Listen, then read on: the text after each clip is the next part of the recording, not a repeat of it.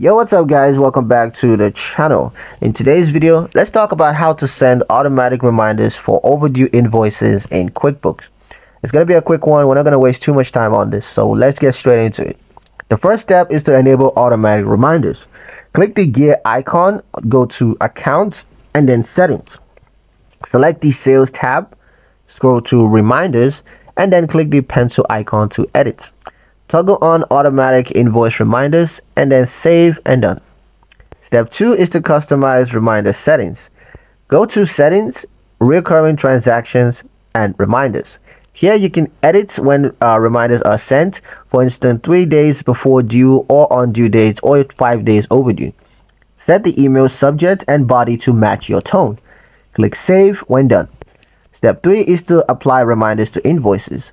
When creating or editing an invoice, you're going to see the reminder option. Ensure that it's toggled on.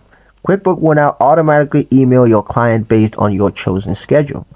A pro tip, use polite, clear language in your reminder template. It encourages faster payments without sounding aggressive.